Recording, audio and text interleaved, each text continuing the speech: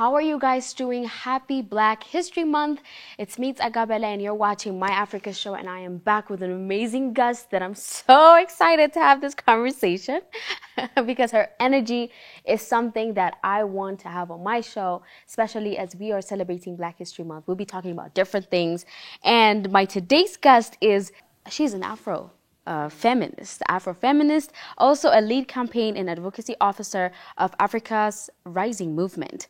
She has a lot of titles. She's in everywhere, I can say. She's stubborn, she's bold, she's out there, she's courageous. Oh. How are you, Anna? Oh, I'm good. Nice to meet you, Sega, really. I was looking forward for this conversation. Absolutely. Yes. And it's a beautiful day to be African, first of all. It's a beautiful day to be in yellow dress. I know, thank you. And it's so amazing, to talk about these things during the month so much is happening for the Black women in Africa. True, exactly. Yeah. So before we go deep into the topics that we'll be discussing today, let's get to know you more. First of all, I'm a recovering journalist. We're the same. We're in the same sector. I like I said, I'm an Afro-feminist, and I work as the lead campaign and advocacy officer at Africans Rising. I also run a Pan-African organization based in Mombasa called Uzalendo Africa. And the last thing that I do is I am part of the African Union Wise Youth. This is a subsidiary mechanism of the Panel of the Wise. So the African Union has a Panel of the Wise where you have experts and former heads of state, and where they go to take some missions. So basically our role as the Wise Youth is to scale up the voices of the young people at the African Union level and make sure that young people are represented in conflict prevention, preventive diplomacy, and post-conflict reconstruction. So, but in a nutshell, I have been working in this women's rights space for the last 10 years of my life. 10 years? Yeah, wow. And I work with different amazing women all over Africa. And I like to connect and to talk about the things that make women smile. But most importantly, why are we African? And that's why, for me, when you said we wanted to do this show, I was so excited. Mm-hmm. And especially because this is the Black History Month, but also a couple of amazing things are happening about the women's rights work. I was really excited about having this conversation because as far as I know you, I know that you are a type of person that evaluates the ideas that you take in, and you know what you're doing, you know where you're going. And let's start with the title. You're an Afro-feminist, and a lot of people are like, feminist? Oh, not that. I know. Yeah, because when we talk about Black History Month, women's role is really enormous that we don't even talk about it as often as we should. Mm-hmm. So let's start about you being feminist. How do you perceive that? Contrary to what everyone thinks, that the African culture would place a woman below, this is not the real situation, because I'm going to talk about, for example, myself being an Afro-feminist, and why an Afro-feminist, maybe why not a radical feminist? I was about to say that. Yeah, or something like that. This is because I believe in policies and I believe in collaboration, but why I am an Afro-feminist is because I believe in feminist ideologies that speak to my local African context. How is this perceived in my context? Because I am such a big advocate of the Afro culture and of the African culture. So I will only want to see what is speaking to my context as an African girl, as a Black girl, and all this. And having said that, and why people actually imagine it is, like the rest of the world presupposes that African women are not respected within the African culture. This is not true. I'm going to tell you about some amazing women that I grew up admiring as a young girl. And I think, but before I tell you that, if you think about our history, you will realize that even some communities were matriarch communities. They were not patriarchal communities. For example, the community that I come from in Kenya was a matriarchal community because we had a leader who was a woman. If you think about the modern day Benin, there was the women who were called the Dahomey Kingdom. There are so many matriarchs that went before us, and this is the African culture. This is the African stories that the rest of the world don't know. We had Princess Yenanga, and she was in Congo. In the present-day Ghana, we had a very strong woman called Ya Asante War.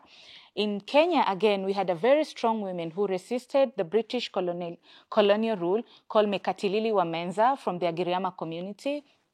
In my community, we had a strong woman called Wango Wamakeri.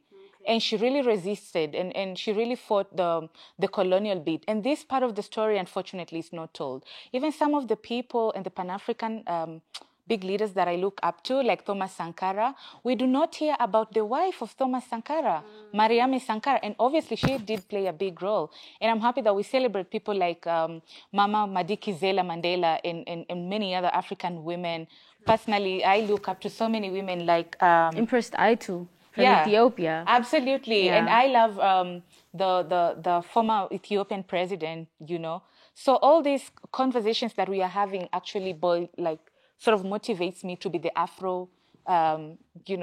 the Afro-feminist that I am, because I want to tell the women's stories more. I need the rest of the world to actually know that women are part of these processes, only that they don't get highlighted. I feel like women's role is not only bounded to Black history, and it's not only bounded to Black history.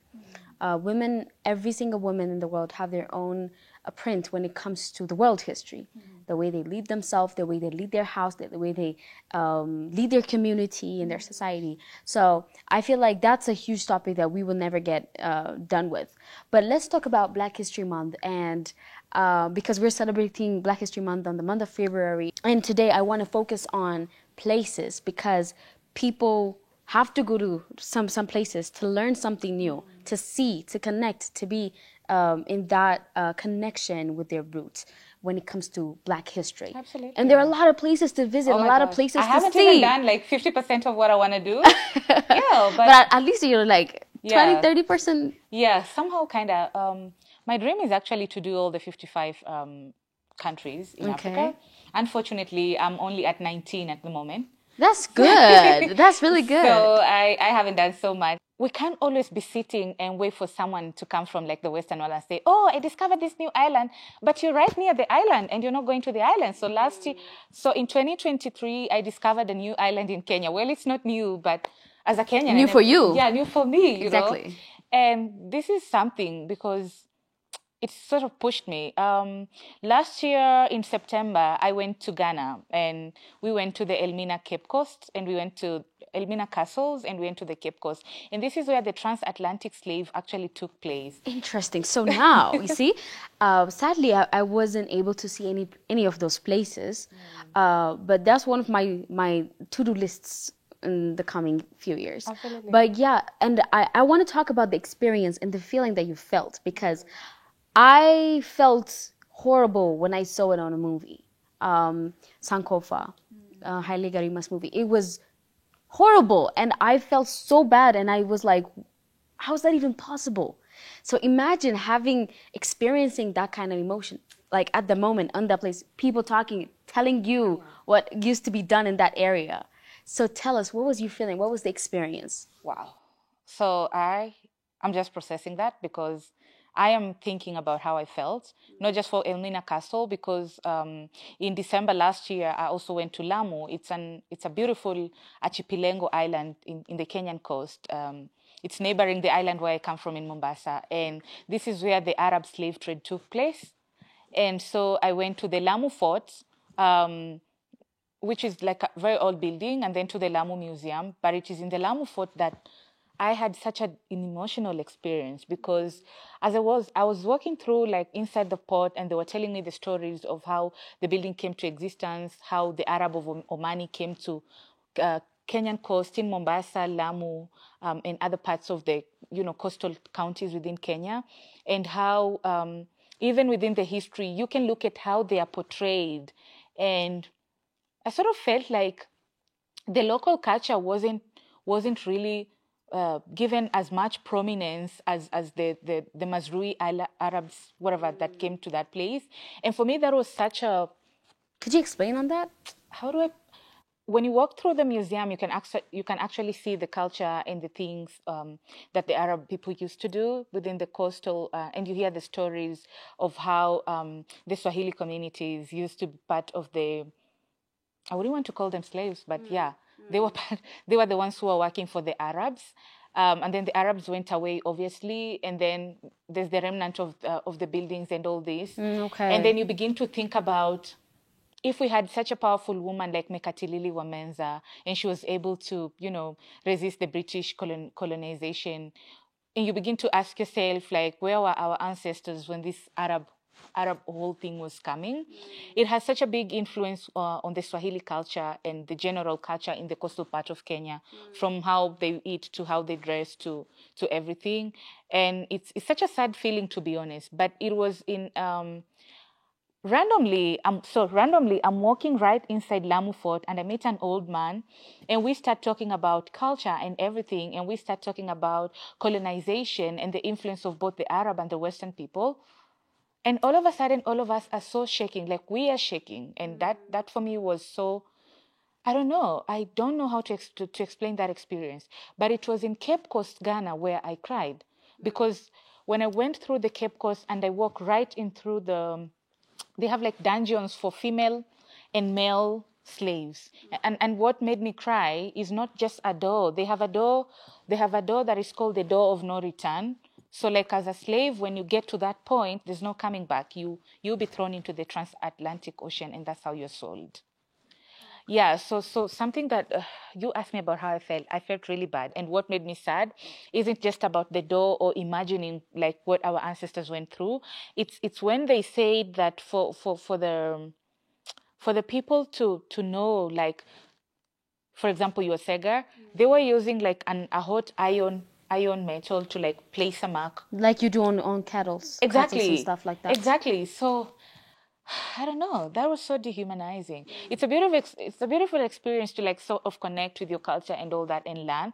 But then the emotional baggage that comes with that, and I think that is what pushes me to keep on like pushing this radical Pan-African ideology, because we must be able to tell our stories as Africans. We must be able to tell the stories from the angles that we see it.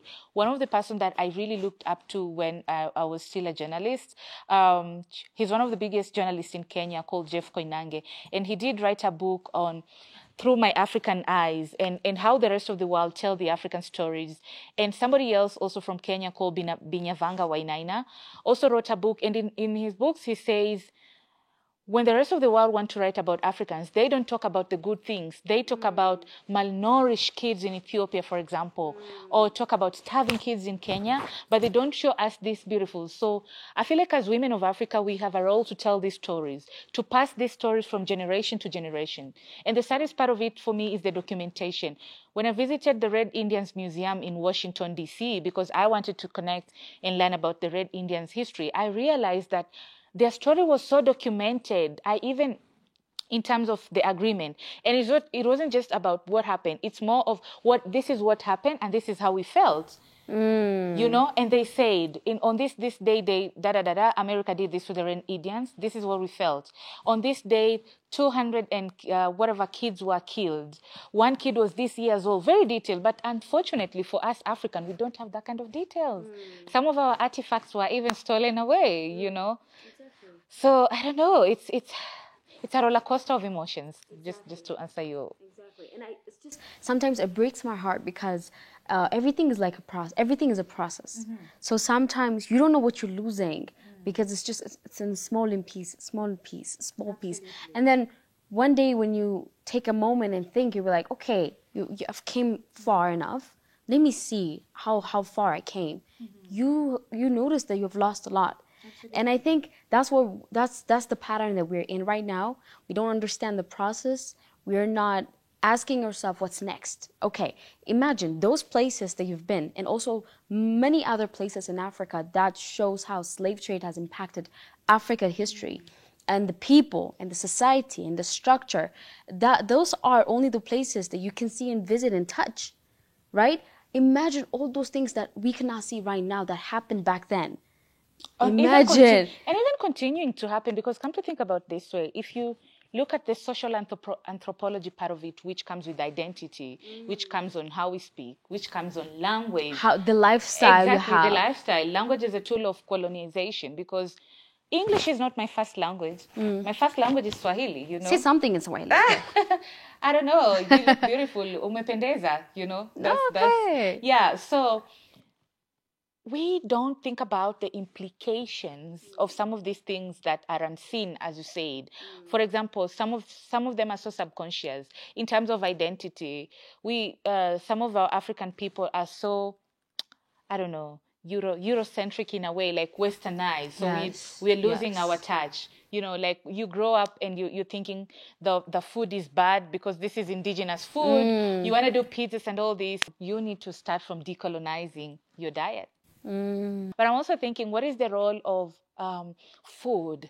When it comes to the way you feel yourself, the way you feel inside. Yeah, Yeah. exactly. And then when we were in Ghana for the All African Movements People Assembly, we did something. I met this gentleman from I'm not sure. I think it's Cameroon, and he does this amazing work called the Dreaming Ritual. So it's called the Tuguna Dreaming Ritual, and you put like inside a place like here, and you dream about how is Africa going to be in the future. And then he asked this question: how will we eat? How will we dress?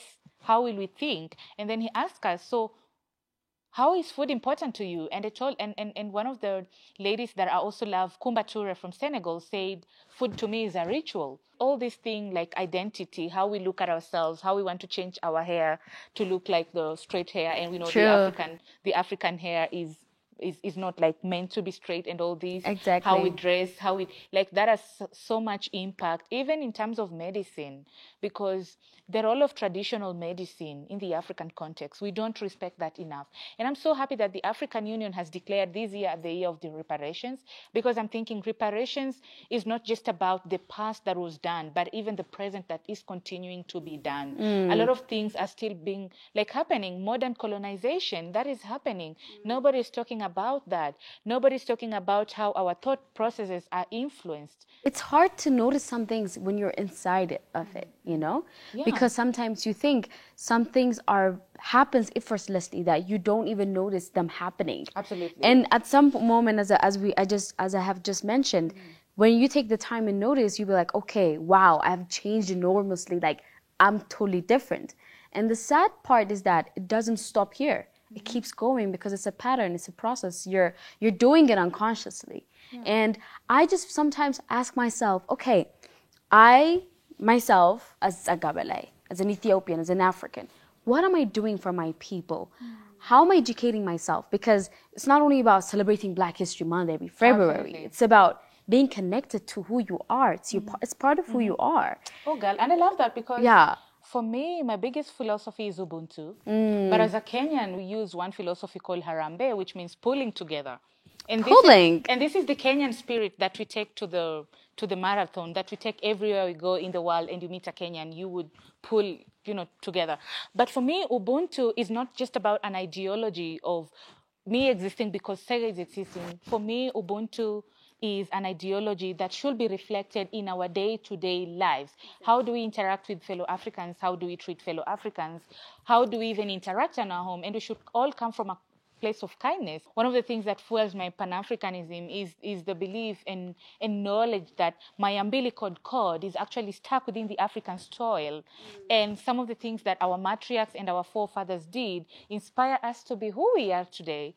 And even in the midst of the world that is so chaotic, and the way we say like the world is a global village, one of the things that I've made very deliberate and intentional, I may not wear a kitenge or a kikoi every day or the Ethiopian dress for people to identify me as an African, maybe apart from my color, but every single day I have to wear an African jeweler. And if it's not an earring, it can be, I don't know, a ring. A ring. In all my life. Yes. And I have made that a practice.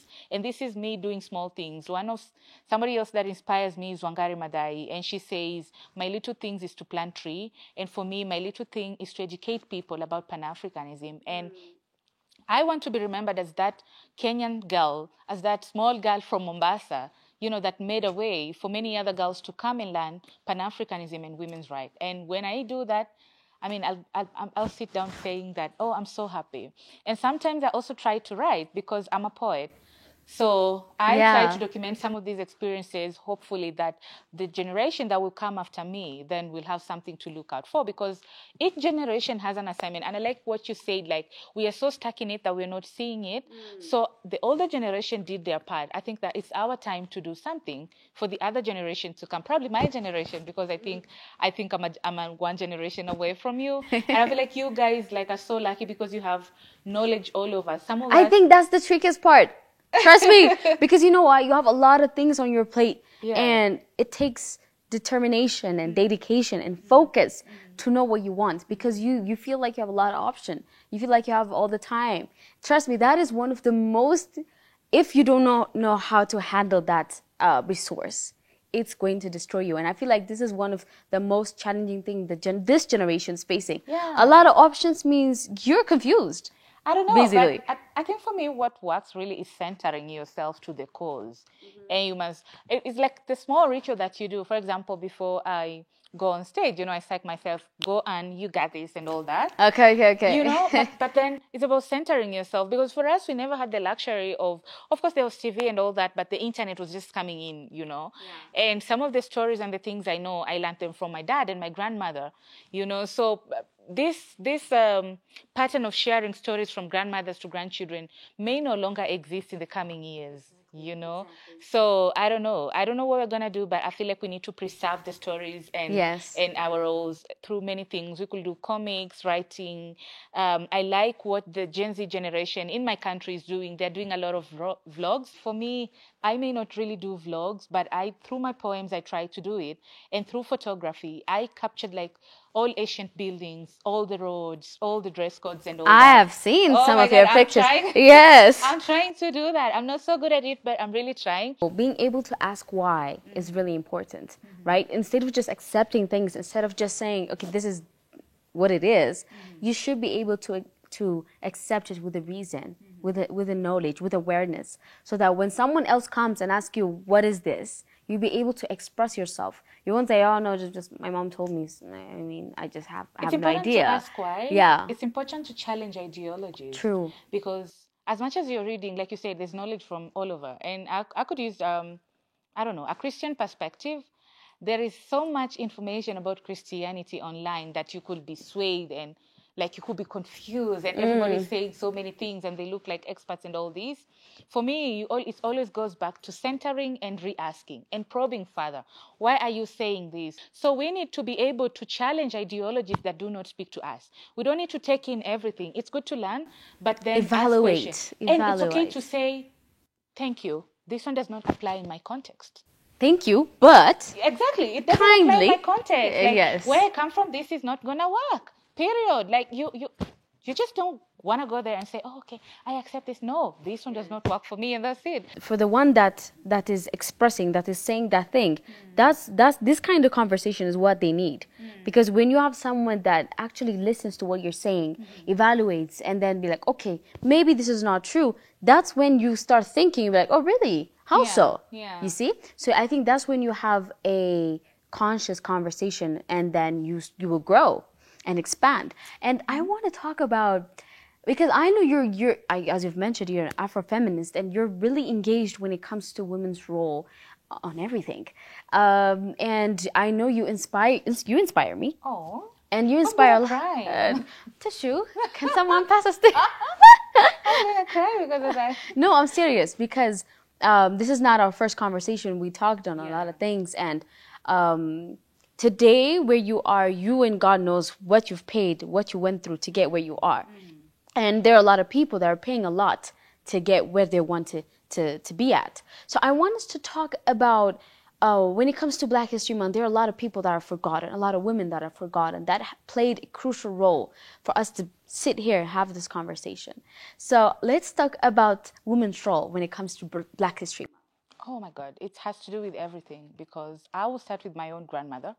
My grandmother is called Jacinta Wanjiku, and she was there during the Mau Mau period.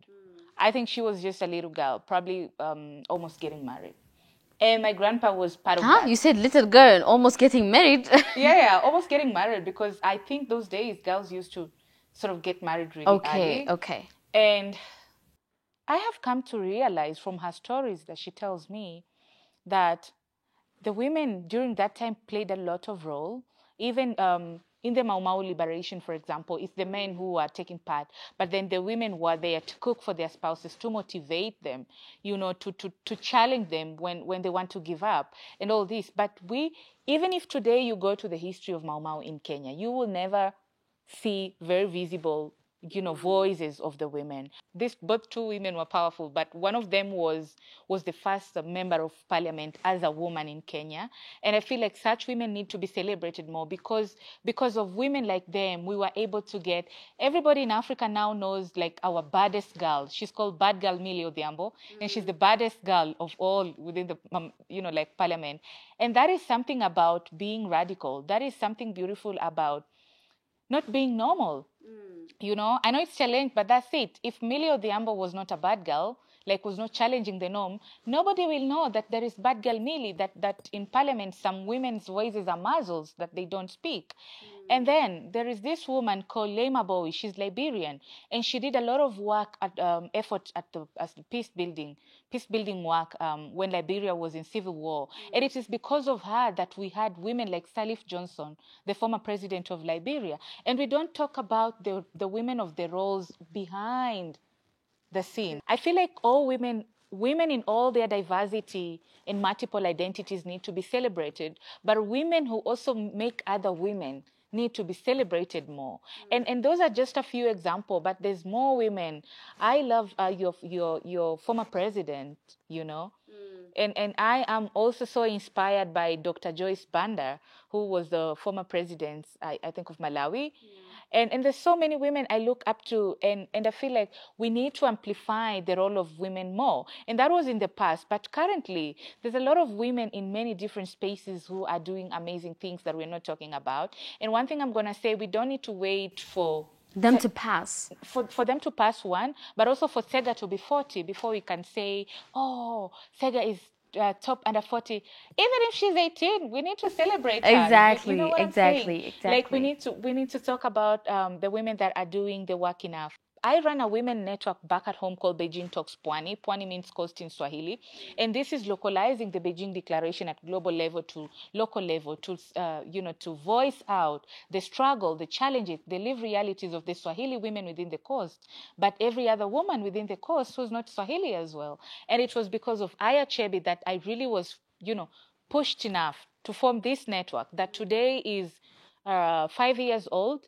And the women who were part of that network, because of the work that we did, one of them is now a nominated senator, and the other one is a minister. So we need to celebrate the women enough whose role are invisible. There was a woman who really inspired me, and we used to call her Women of Many Fasts. She's late, but I loved her. Her name was Orie Rogo Manduli.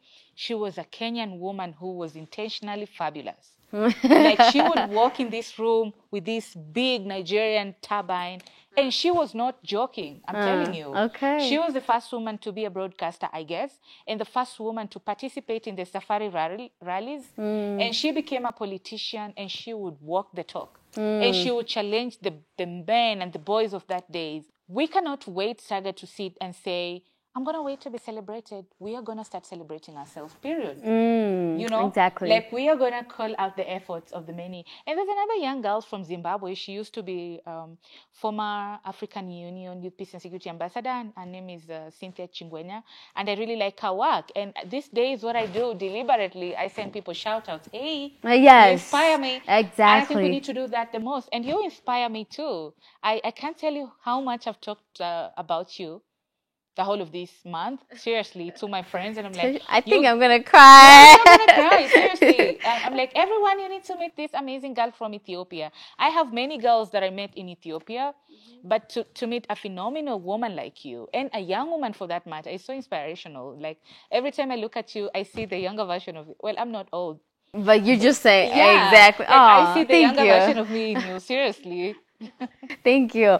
Wow, okay. I just forgot that we were doing this. It's fine. It's fine to be. No, it's fine to live this moment, True. Because this is what, life is about. Like exactly. Celebrating the beautiful moments such as this one. Exactly. And, when we talk about the role of women, we cannot forget, especially the Battle of Adwa. When we talk about the Battle of Adwa, the role of women in that battle, especially Empress Aitu, in leading, leading the battle, in leading her husband, in making sure that her presence is seen, felt, and it has its own impact. Because I feel like sometimes we don't understand that everything starts within us. The way we see ourselves as a woman, the way we handle ourselves as a woman, the value we expect and give for ourselves really shows how the world will treat us. So I think we should break down every big scope in our life, break it down to me, myself. I think starting from that, I should be able to do something, and then it goes on, and Absolutely, then to even how the it'll be. world sees me. And it has so much to do with inner work, because if you feel defeated, that's exactly how the world is going to see you. And like you said, I like that you're also bringing the Battle of Adora, because we don't get to hear about the wife a lot of the times, even as outsiders. We know about Menelik II, we know about Haile Selassie, but we don't hear the wives. So we need to voice those a lot. Even now, everybody knows about Burkina Faso's president, Ibrahim Traore. Yes. Do you know about the wife? I don't even know the name. No, I don't. No.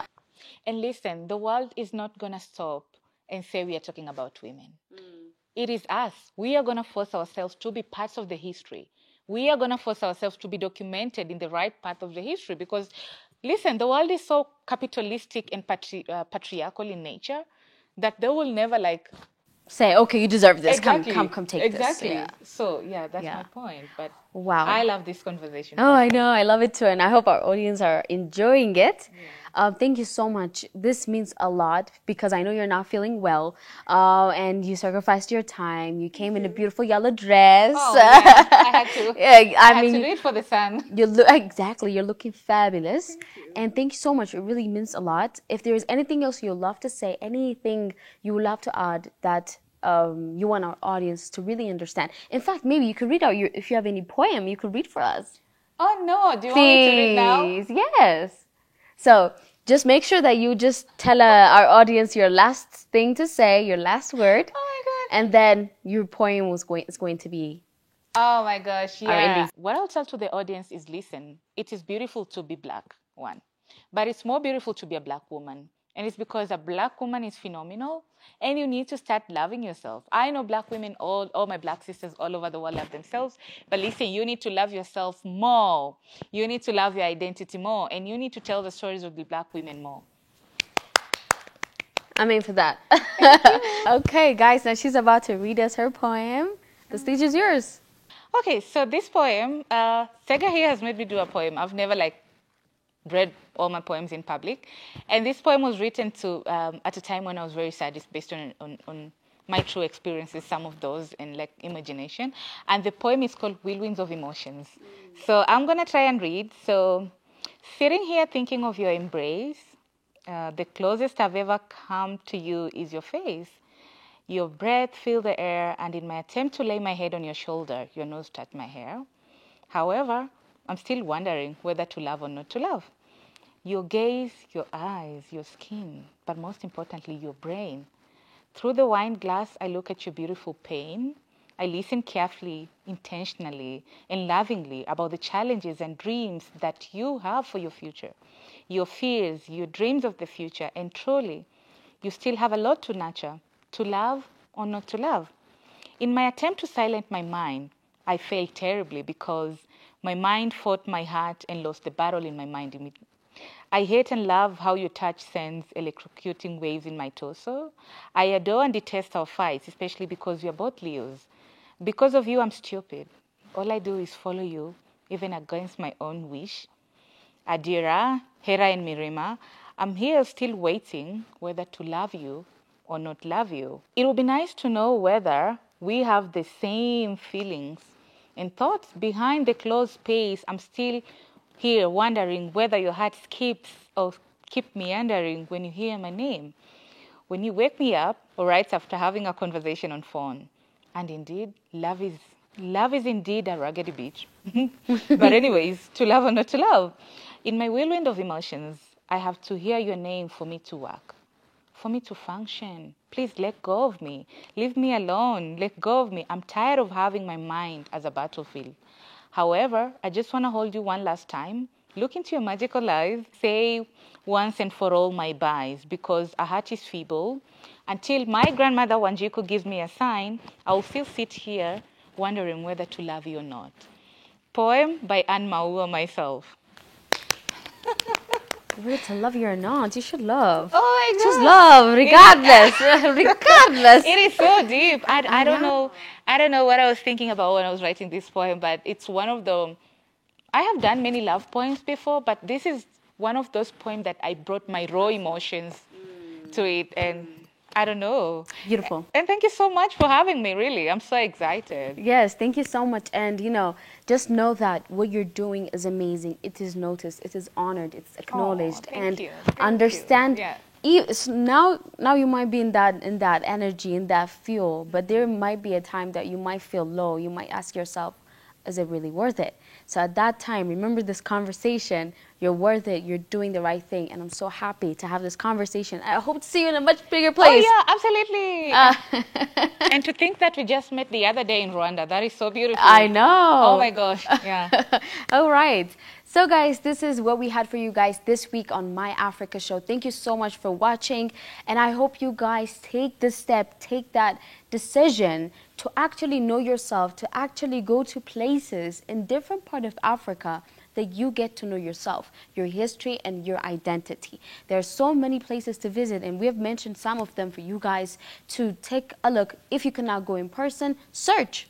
It's technology, I know. The time Google is your uncle. Google is your uncle, said that. So make sure that you are educated, and awareness is the key. That's what I would love to say. Thank you so much again for watching, and happy Black History Month. Until I see you guys next week. Goodbye. Oh, thank you.